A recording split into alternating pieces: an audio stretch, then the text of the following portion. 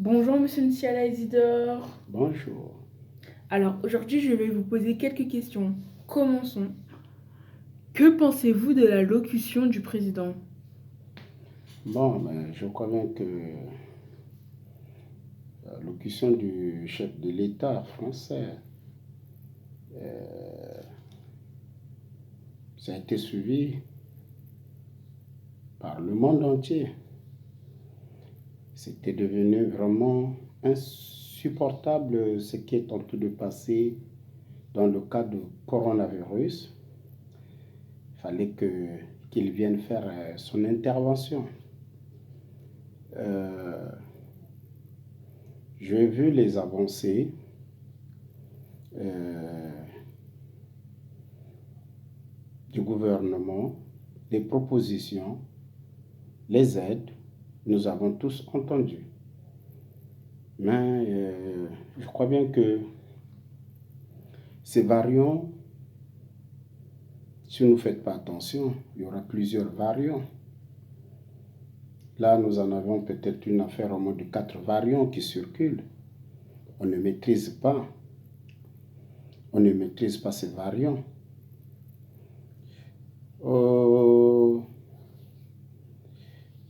Au premier volet, j'avais parlé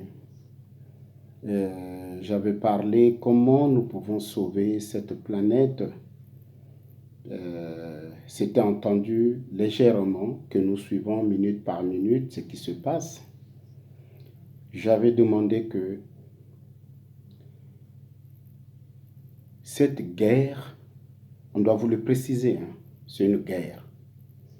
Si nous ne connaissons pas, c'est une troisième guerre mondiale qui circule silencieusement et personne ne voit pas les dégâts.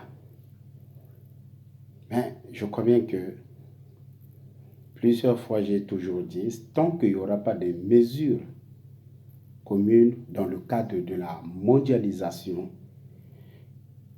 ça sera difficile de faire reculer ce virus. Qu'on doit prendre des mesures fermes. L'Union européenne, aujourd'hui, la France a fermé, mais d'autres pays, ils sont ouverts. Ce sont les mêmes personnes qui circulent dans le monde. Vous prenez l'exemple, la France a au moins plus de, si je ne me trompe pas, au moins plus de cette frontière. Mais c'est pas facile. Mais il n'y a que des mesures communes qui peuvent bouleverser ces choses, ces changements. Soit, comme j'avais dit à mon dernière déclaration, vous prenez un samedi, dimanche, tous les membres de l'Union européenne, tous les pays, donc on arrête tout, que les gens restent sur place. À partir de là, nous allons commencer à faire reculer. Mais il n'y a pas de mesures communes. Ce que je vois, il n'y a pas de mesures communes. Ça sera difficile pour faire reculer ces variants et des virus qui circulent. Mais je crois bien que c'est une troisième guerre mondiale. Nous allons manquer du travail. J'insiste, nous allons manquer du travail. Nous allons manquer beaucoup de choses. C'est soit les gens ils vont accepter d'être couronnés pour que tout le monde sera couronné. À partir de là, on verra la suite. Parce que c'est difficile. Tous les jours, vous entendez qu'il y a eu 2000, 3000, 4000 qui sont atteints. Comment nous allons le faire reculer? Soyons sérieux. Il y a eu un peu du soleil qui est apparu dans le monde. Tout le monde est sorti de sa façon, de son habillement. Mais je crois bien que le monde aussi, je ne sais pas, qu'est-ce qui a failli sur cette terre que nous sommes en train de subir. c'est une troisième guerre mondiale. Vous allez me donner raison. Rentrez, partez dans des petits villages. Vous allez sentir que dans le monde, que la diminution de la population est en train de se faire voir. Mais je crois bien que évitons la casse. Prenons les mesures phares. Surtout que j'attire l'attention avec la communauté internationale, l'OMS, qui est le garant de l'unité. Ces virus, je ne sais pas qu'est-ce qui avait manqué pour penser, prendre des précautions lorsque ça avait commencé dès le départ. Parce que l'OMS, il connaît tout ce qui se passe. Lorsqu'on fabrique, que ce soit un médicament, l'OMS, il est au courant. Mais je crois bien que c'est difficile. Nous avons beaucoup d'organismes internationaux, la FAO. Il y a des organismes, ils ont plein de réserves. Certains pays, ils n'ont pas l'aide. Mais vraiment, distribuer le maïs, de l'huile, donner à ces pays qui sont pauvres. Parce que si vraiment que les gens y vivent dans des conditions telles que nous sommes en train de vivre, ça sera difficile. Et les gens ne vont plus écouter les politiques. C'est un problème mondial. C'est un problème mondial. Je vous le dis, ça se joue silencieusement, que personne y croit que, en disant dans 6 mois, dans 4 mois, ça sera fini. Moi, je crois bien que nous devons prendre des précautions. Voilà pour laquelle ces questions, cette allocution, on a entendu. C'est que je peux dire encore quelque chose. Je félicite la société Infrabulle, là où nous sommes. J'avais dit, le patron, il était visionnaire. Là, il a frappé encore fort. Il a pris des précautions. Il a donné les outils du travail neufs, les vêtements neufs.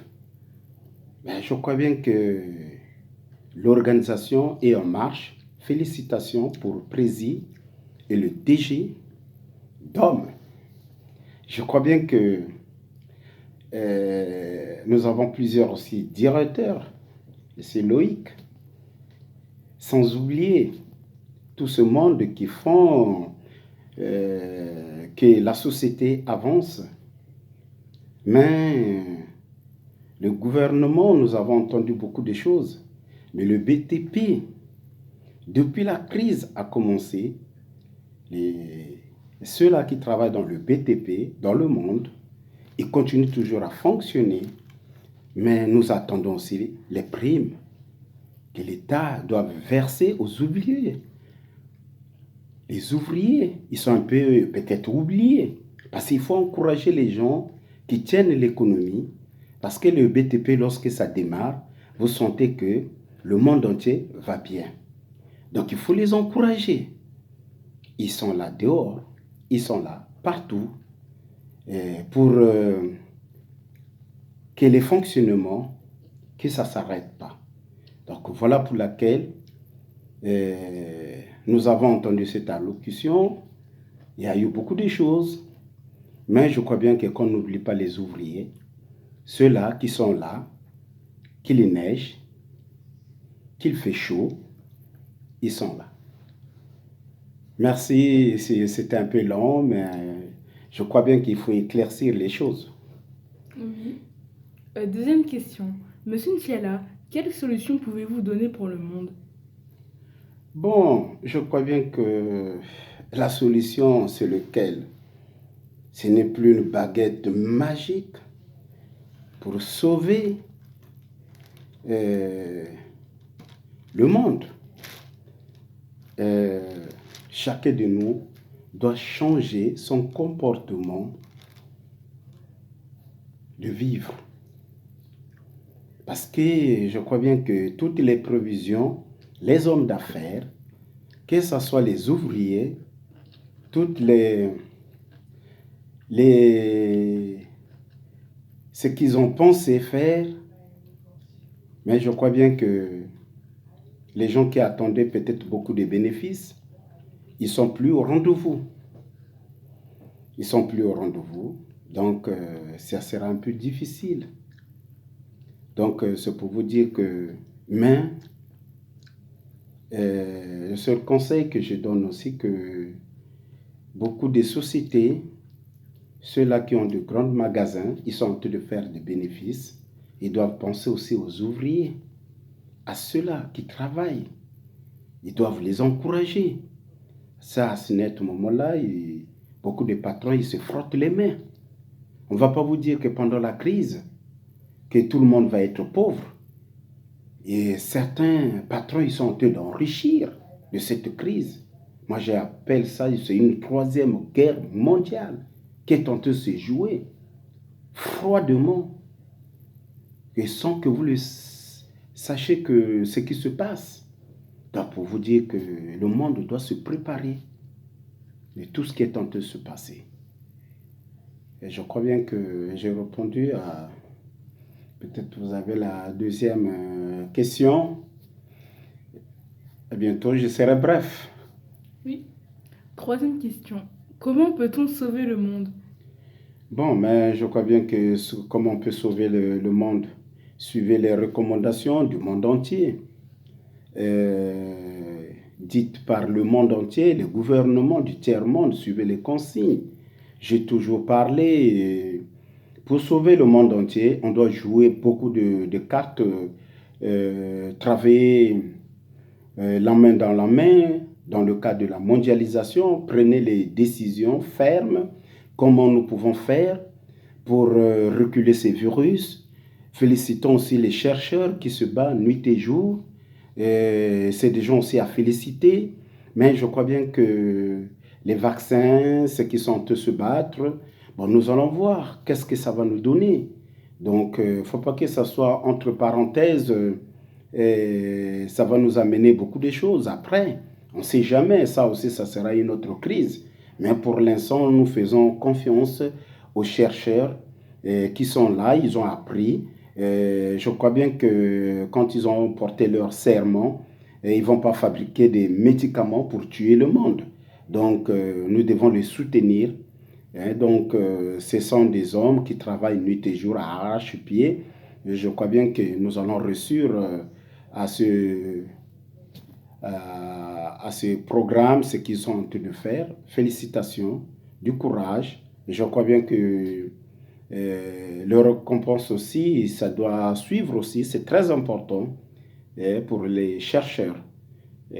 Voilà pour laquelle ce que je vous ai dit, donc c'est ça. Il faut que vraiment que nous soyons soudés dans le cadre de la mondialisation. Je crois bien que il y a encore une dernière question. La dernière question, c'est: nous avons vu que Macron a fermé les écoles. Qu'en pensez-vous? Bon, ça, je peux dire encore que si le monde entier peut prendre ces décisions, c'est normal. Le virus n'a plus de passeport.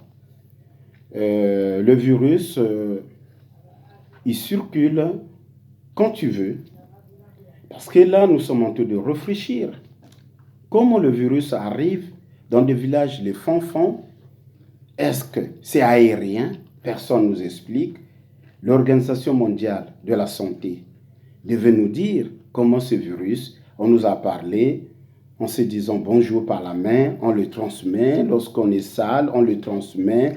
Donc, chacun de nous doit avoir hydroalcoolique, désinfecter les mains de temps en temps, c'est ce que nous faisons.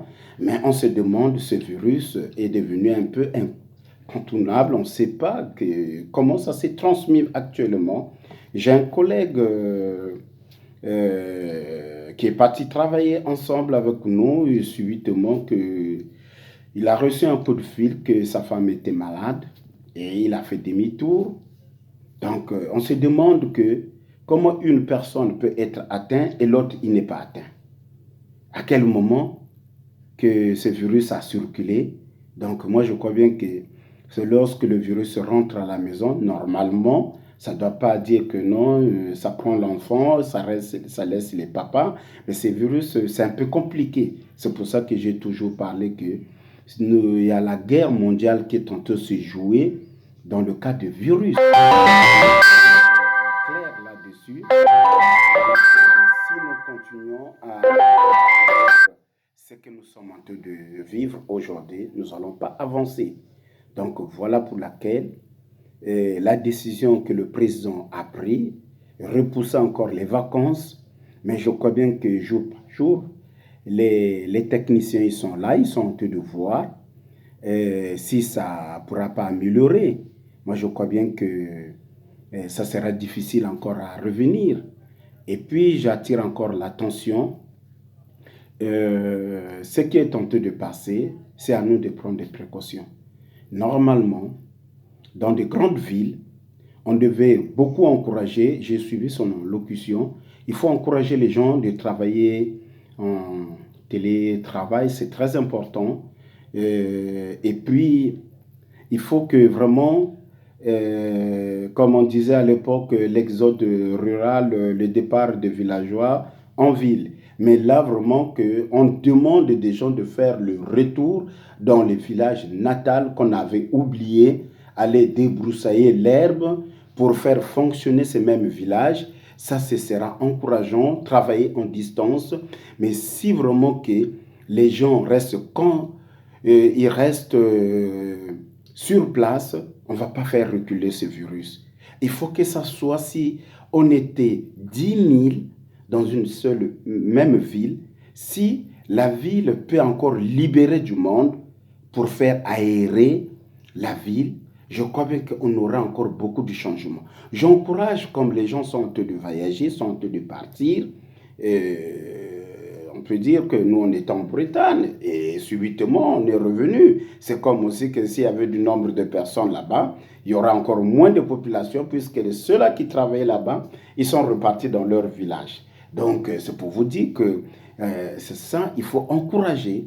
À partir de là, nous allons réussir à faire évacuer cette maladie. Mais à la grande surprise, c'est que nous disons que vraiment respecter les consignes dites par le monde entier, nous allons réussir ensemble. Si nous ne respectons pas les mesures, à bientôt, nous allons rentrer dans les périodes là où il fera chaud. Mais si les mesures de barrière ne sont pas là au rendez-vous, ça sera difficile. Donc, je crois bien que les gens, l'idée qu'ils ont pris de repartir dans leur ville natale, c'est très important, c'est encourageant. Ils ont donné quelques jours pour que les gens se préparent pour repartir dans les patelins. Mais vraiment, ça fera plaisir. Mais malgré que nous allons partir dans nos propres villages, mais ce que je demande encore au monde entier, c'est pas que pour aller organiser des fêtes géantes, les gens vont se retrouver, discuter, manger en famille, mais là aussi, nous n'allons pas jouer la carte. C'est compliqué, mais je sais que c'est dur. C'est pour revenir à la vie normale, nous devons accepter tout ce qu'ils sont en train de nous dire comme les conditions. Certains pays, je crois bien que les populations sont marginalisées puisqu'ils n'ont rien à manger. C'est difficile pour suivre ces cures. C'est un kurde que je ne peux pas dire parce que la crise est là. La crise est là. Ça ne doit pas se sentir aujourd'hui ou demain. Mais ça va rebondir. En pays, ça va faire comme des vagues de la mer. Donc c'est pour vous dire que attendez, nous allons vivre les moments difficiles parce que tout le temps que nous sommes là arrêtés l'économie, mais nous voyons que nous sommes en train d'avancer, mais quelque part, nous allons voir les vagues en pays, comme ça va chuter comme chute libre, beaucoup de gens vont commencer à pleurer, beaucoup de gens vont commencer à dire j'ai pas du travail, beaucoup de gens vont dire que vraiment ça ne sert à rien de continuer à vivre. Mais pour que nous arrivions à gagner ce monde, nous devons travailler la main dans la main, nous devons écouter les consignes dites par le monde entier. La communauté internationale doit voir la misère qui se passe dans le monde. Le FMI, ça ne sert à rien, ce n'est pas le moment qu'on doit faire des bénéfices. Le FMI, ce n'est pas le moment qu'on doit faire des bénéfices. On va aider un pays, on doit mettre des sommes colossales pour rembourser. Moi, je crois bien que rien ne fonctionne. Même si aujourd'hui on peut augmenter le carburant, les gens, ils ont peur de sortir.